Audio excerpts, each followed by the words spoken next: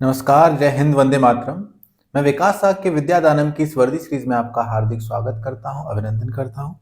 तो जैसा कि आप लोग कमेंट्स कर रहे थे कि सर प्लीज CISI चक्रवृद्धि ब्याज तथा साधारण ब्याज पढ़ाइए, तो आज हम लोग देखने जा रहे हैं साधारण ब्याज। ठीक है। और जैसा कि हमारे पास समय कम है, तो मैं सिर्फ आपको सिलेक्टेड सवाल ही कराऊंगा और एक टाइप का एक ही सवाल कराऊंगा। ठीक है, क्योंकि हमारे पास समय कम है। और जो एक टाइप का दूसरा सवाल चाहिए वो आपको टेलीग्राम पर मिल जाएगा प्रैक्टिस के लिए। ठीक है, चलिए शुरू करते हैं। साधारण ब्याज, सिंपल इंटरेस्ट। ठीक है, तो सबसे पहले समझते हैं साधारण ब्याज होता क्या है। साधारण ब्याज मतलब वो ब्याज जो हमें सदैव एक ही मूलधन पर मिलने वाला है। जैसे हमने क्या किया, बैंक में 1,000 रुपए जमा किए। अब 1 साल, 2 साल, 3 साल, जितने साल भी 1,000 रुपए जमा होगा, हमें सदैव ब्याज जो मिलने वाला है, इस 1,000 रुपए को बेस मानकर ही ब्याज मिलेगा। तो इसे कहते हैं साधारण ब्याज।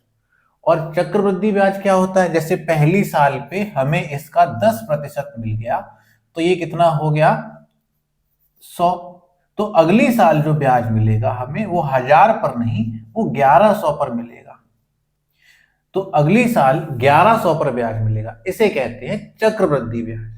ठीक है, तो साधारण ब्याज क्या होता है, सिर्फ और सिर्फ मूलधन पर ब्याज, सिर्फ और सिर्फ मूलधन पर ब्याज।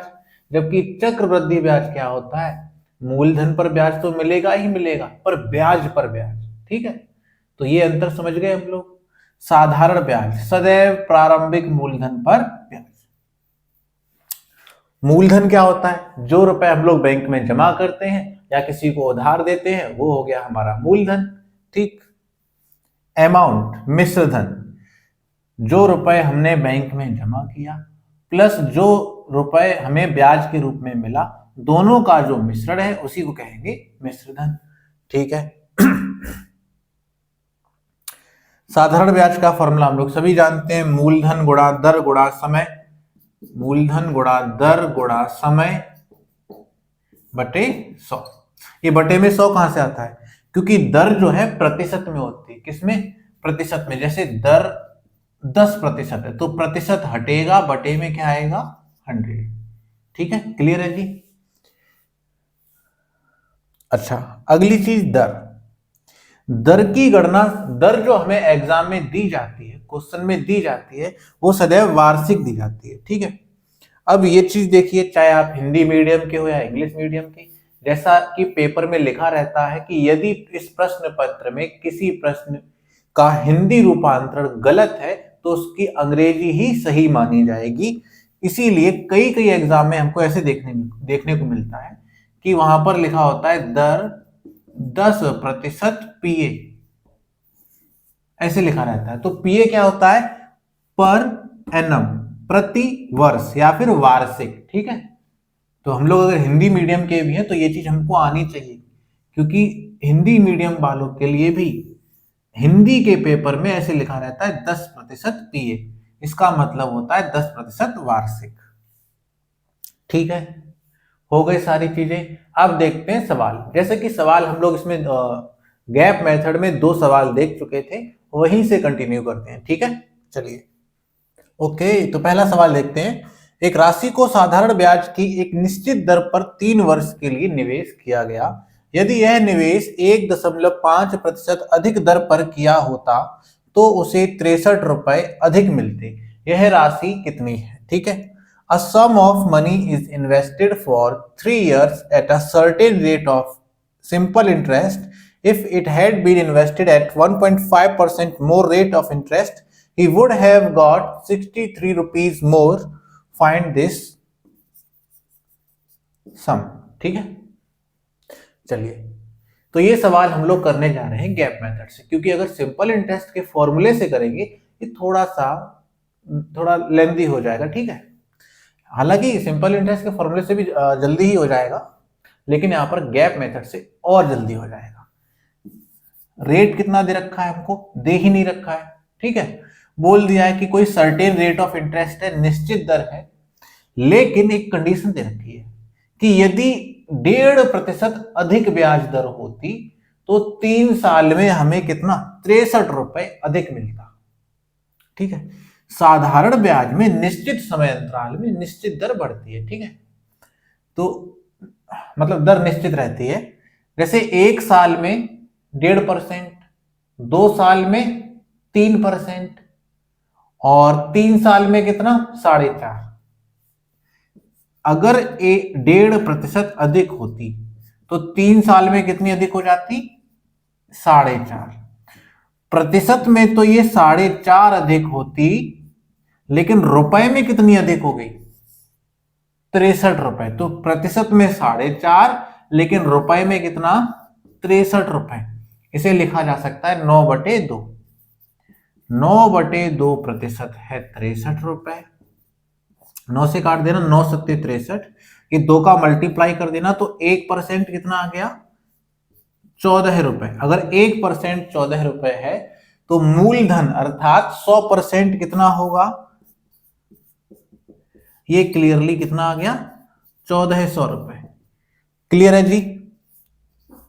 अगला सवाल देखिए। तो अगला सवाल देखिए, अगला सवाल भी बहुत प्यारा सवाल है।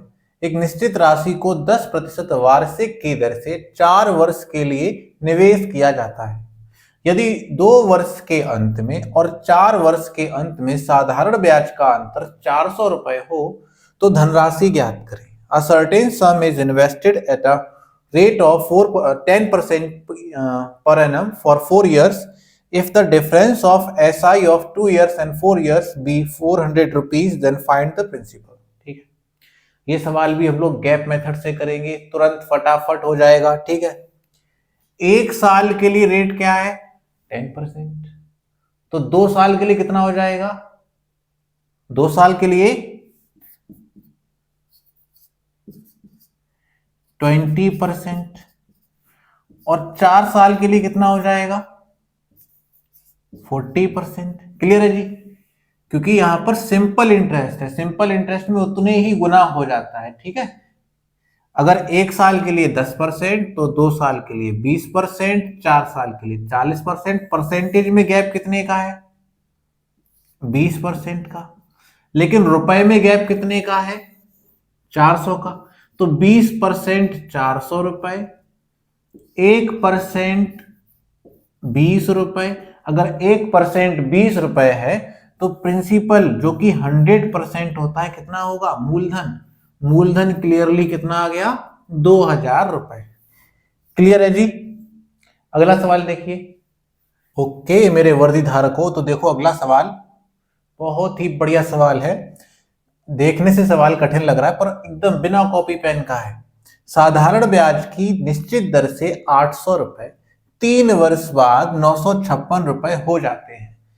यदि दर को 4% बढ़ा दिया जाए तो 800 रुपए 3 वर्ष बाद कितने हो जाएंगे। इसीलिए हमने गैप मेथड पढ़ा था। ठीक है, अगर आप लोगों ने गैप मेथड अभी तक नहीं पढ़ा है तो जाइए गैप मेथड की पहली क्लास लीजिए। ठीक है, देखो ये सवाल बिना कॉपी पेन के कैसे करेंगे पहले समझते हैं। हमने 800 रुपए जमा कर दिए। अब 3 साल बाद जो अच्छा हो जाता है, बन जाता है, बिकम्स, ये कीवर्ड होता है मिश्र धन का, अमाउंट का। ठीक, तो ये रिप्रेजेंट कर रहा है मिश्र धन को, अमाउंट को। 3 वर्ष बाद अमाउंट कितना मिला, मिश्र धन कितना मिला 956 रुपए।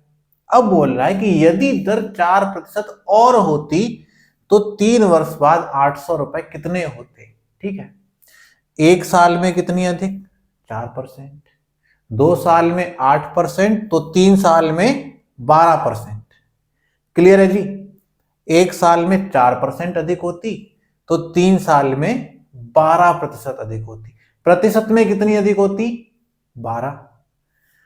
रुपए में कितनी अधिक होती 800 का 12% निकालना, 12 अट्ठे 96, रुपए में 96 रुपए अधिक। तो आप 956 में 96 रुपए और ऐड करना, 6 6 12, इकाई का अंक 2 हो गया बिना कॉपी पेन के। अब चलो कॉपी पेन से कर लेते हैं। 4% अधिक होती, कितने साल के लिए? 3 साल के लिए, मतलब टोटल कितनी? 12% अधिक। तो जो हमें ब्याज पहले मिला था, जो मिश्रधन पहले मिला था, उसमें 12% और जुड़ जाएगा, तो जोड़ दो। 800 का 12% कितना आ गया? 12×8 = 96 रुपए। बस निकाल दो। मिश्रधन बराबर पुराना वाला मिश्रधन प्लस ये एक्स्ट्रा वाला, 6 6 12 हासिल लगी 1, 9 5 14, 1 15 हासिल लगी 1, 9 1 10, 10 52। ठीक है, अगला सवाल देखिए। तो अगला टाइप देखिए, साधारण ब्याज की एक निश्चित दर से कोई धन 20 वर्षों में 2 गुना हो जाता है। इस धन को 3 गुना होने में कितना समय लगेगा? A sum of money doubles itself in 20 years at SI. How much will it take to become 3 times of itself? ठीक है। अच्छा, इस सवाल को करने का एक डायरेक्ट फॉर्मूला भी होता है, ठीक है, लेकिन मैं फॉर्मूला याद करने पर जोर कतई नहीं देता, तो हम लोग इसको देखते हैं बेसिक अप्रोच से। माना हमारे पास प्रिंसिपल कितना, मूलधन कितना? 1 रुपए। 20 साल बाद हम गए बैंक में 1 रुपए लेके, 1 रुपए हमने जमा कर दिया और 20 साल तक अपनी पासबुक लेके वेट कर रहे।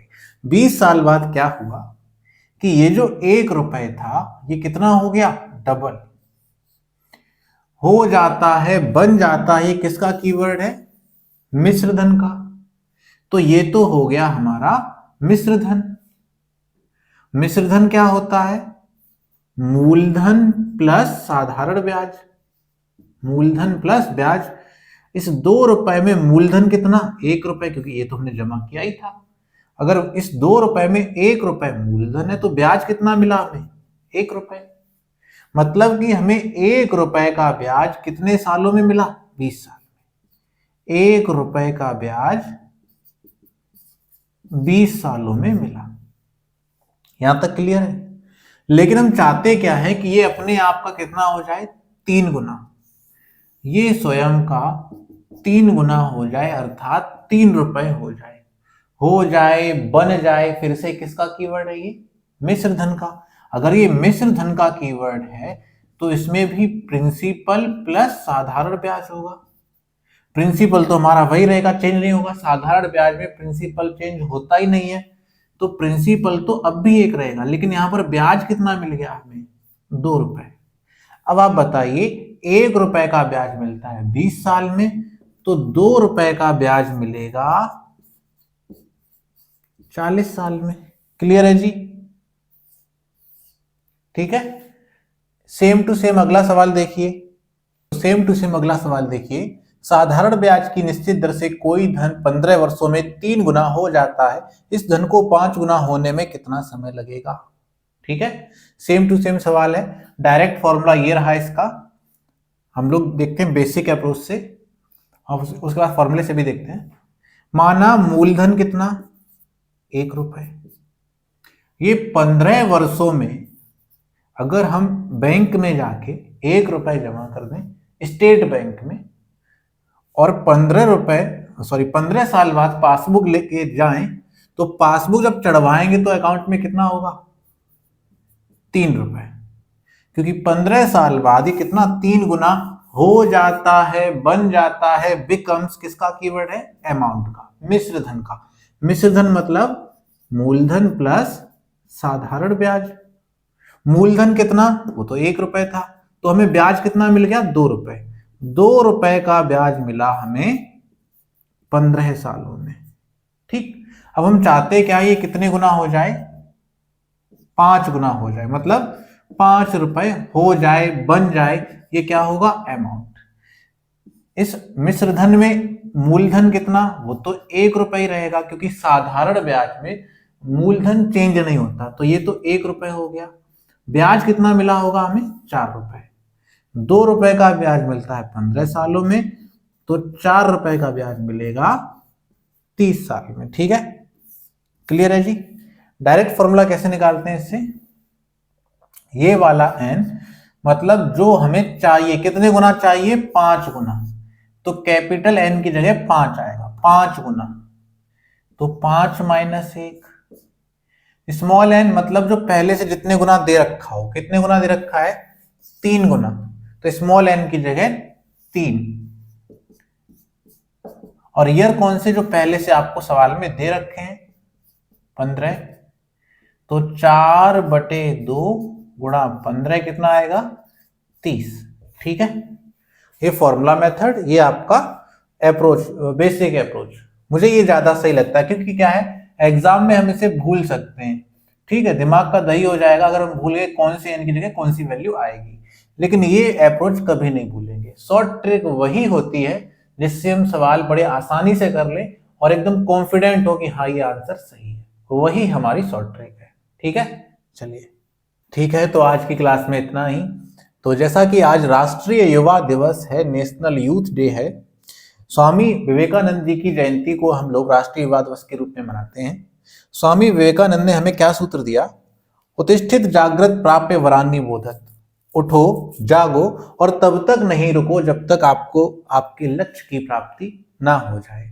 मैं इसे थोड़ा सा मॉडिफाई करना चाहूंगा, उठो जागो और सोशल मीडिया से तब तक दूर रहो जब तक आपको आपके लक्ष्य की प्राप्ति ना हो जाए। हाँ ये बात अलग है, आपका लक्ष्य ही सोशल मीडिया पर कोई हो तो आप बने रहिए वहां, ठीक है। अदरवाइज अगर आपका लक्ष्य वर्दी है तो सीरियस हो जाइए, प्रैक्टिस सेट लगाइए। ठीक है, चलिए धन्यवाद, जय हिंद।